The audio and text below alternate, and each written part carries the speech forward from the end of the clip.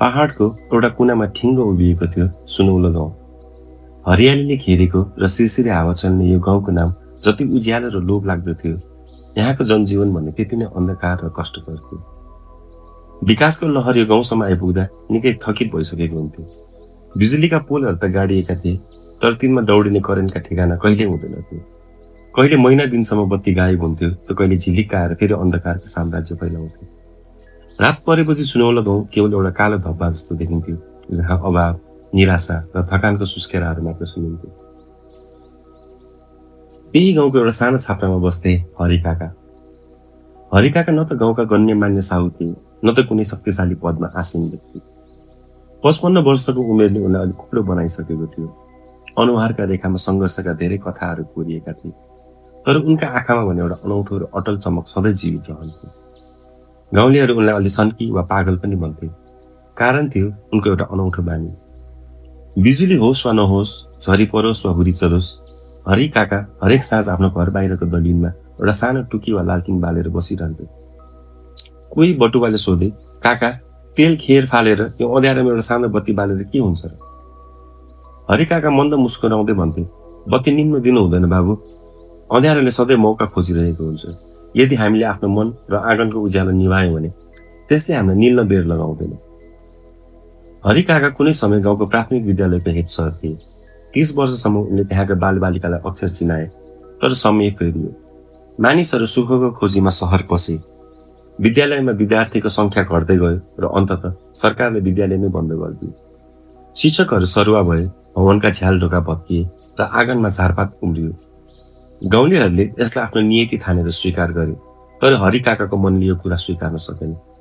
उनी हरेक बेलुका आफ्नो लालटिन बोकेर त्यही भत्केको विद्यालयका आँगनमा पुग्थे र बत्ती बालेर घन्टौँसम्म टोलाउँथे। गाउँलेहरू उनको यो हरकत देखेर कुरा काट्थे, बुढो बौलाएछ, अब यो बत्ती बालेर के केटाकेटीहरू आकाशबाट ओलिन्छन् र? तर हरि काकालाई कसैको कुराले केही फरक पर्दैन थियो। त्यही गाउँकी 14 वर्षीय किशोरी थिई माया। उसको जीवन अभावको प्रतिरूप थियो। बुबा कमाउन मुगलान पसेका थिए, जसको खबर महिनौसम्म आउँदैन थियो। घरमा बिरामी आमा र ससाना भाइहरूको जिम्मेवारी उसको काँधमा थियो। माया पढ्न त चाहन्थे, तर दिनभरिको घाँस दाउरा र मेलापातले गर्दा उसले अक्षरहरूसँग नाता तोड्नुपर्ने अवस्था आइसकेको थियो। एक साँझ गाउँमा ठुलो लोड सेडिङ भयो। माया दाउराको भारी लिएर जङ्गलबाट फर्किँदै गर्दा टाढा विद्यालयको डाँडामा एउटा मधुरो उज्यालो देखी।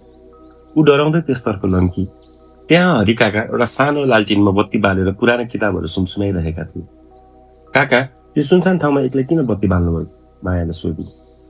हरि काकाले उसको आँखामा हेर्दै मायाले स्वरले भने, सपना देख्न छोड्नु हुँदैन नानी, तिमीलाई पढ्न मन छ? मायाको आँखा रसायो। मन त छ काका, तर न त घरमा बत्ती छ, न त किताब किन्ने पैसा। काकाले बत्तीतिर इसारा गर्दै भने, जबसम्म यो बत्ती बल्छ, यो उज्यालो तिम्रो हो, आऊ यहाँ बसेर पढ। त्यो रातदेखि मायाको जीवन फेरियो। विस्तारित कुरा फैलियो।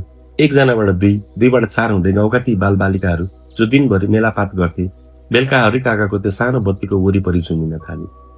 हरि काकाले उनीहरूलाई केवल गणित र व्याकरण सिकाएनन्, उनले जीवनका सङ्घर्ष, धैर्यता र कहिले हार नमान्ने अदम्य साहसका कथाहरू सुनाए।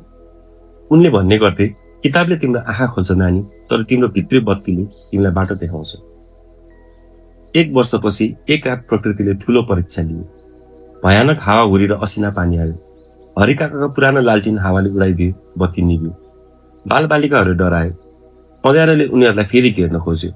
तर भोलिपल्ट साँझ हरि काका झोलाभरि साना साना मैनबत्ती लिएर विद्यालय पुगे। उनले एउटा मैनबत्ती बाल्दै भने, एउटा बत्ती निप्दैमा रातको विजय हुँदैन। एउटा निभ्यो भने अर्को बालिन्छ, तर बत्ती निभ्न दिनु हुँदैन। मायाले भावुक हुँदै सोधी, काका तपाईँ कहिले थाक्नुहुन्न? गाउँलेहरू तपाईँको खिसी गर्छन्, तर तपाईँ किन हार मान्नुहुन्न? हरि काकाले शान्त स्वरमा जवाफ दिए, थाक्छु नानी, धेरै थाक्छु, तर मेरो थकानभन्दा यो अँध्यारो धेरै खतरनाक छ। म तब मात्र आराम गर्नेछु जब यो अँध्यारो पराजित हुनेछ। समयको गतिसँग धेरै कुरा परिवर्तन भयो। हरि काकाको पाठशालाबाट निस्केका बालबालिकाहरू कोही सहर पढेर नर्स बने, कोही इन्जिनियर त कोही शिक्षक। मायाले पनि स्कलरसिप पाएर सहरमा उच्च शिक्षा हासिल गरी गाउँमा विस्तारित चेतनाको लहर फैलियो। एक दिन अचानक रेडियोमा खबर बज्यो, सरकारले सुनौलो गाउँको पुरानो विद्यालयलाई पुनः सञ्चालन गर्ने र त्यसलाई नमुना विद्यालय बनाउने निर्णय गरेको छ। सरकारको रिपोर्टमा लेखिएको थियो, स्थानीयको लगाव र निरन्तरको शैक्षिक जागरणको कारण यो निर्णय लिइएको हो। तर त्यो खुसी साट्नका लागि हरिकाका उपस्थित भएनन्। विद्यालय उद्घाटनको दिन सबैले उनलाई खोजे। माया सहरबाट दौडिँदै गाउँ आइपुगी र सिधै काकाको घरमा गयो। ढोका आधा खुला थियो। भित्र एउटा सानो दियो मधुरो गरी बलिरहेको थियो। हरिकाका ओछ्यानमा शान्त मुद्रामा सुतिरहेका थिए। उनी सधैँका लागि सुतेका थिए, तर उनको अनुहारमा एउटा यस्तो सन्तोष थियो मानव उनले आफ्नो जीवनको सबैभन्दा ठुलो युद्ध जितिसकेका छन्। त्यो साँझ सुनौलो गाउँ रोएको थिएन, बरु सङ्कल्प गरिरहेको थियो। विद्यालयको नयाँ भवनको अगाडि एउटा ठुलो स्तम्भ बनाइयो, जहाँ एउटा विशाल अखण्ड दीप स्थापना गरियो। मायाले आँसु पुस्दै भने, हरिकाकाले हामीलाई केवल अक्षर चिनाउनु भएन, उहाँले त हामीलाई अँध्यारोसँग लड्ने हतियार दिनुभयो। उहाँले बालेको बत्ती अब कहिले निल्नु छैन। आज पनि सुनौलो गाउँमा साँझ पर्छ, बिजुली पनि आउँछ जान्छ, तर अब गाउँ कहिले अँध्यारो हुँदैन, किनभने हरिकाकाले बालेको त्यो एउटा सानो बत्ती अब पुरै गाउँको साझा उज्यालो बनिसकेको छ। आजको कथा हजुरहरूलाई कस्तो लाग्यो? कृपया कथा मन परेमा लाइक, सेयर अनि सब्सक्राइब गरिदिनु होला। धन्यवाद।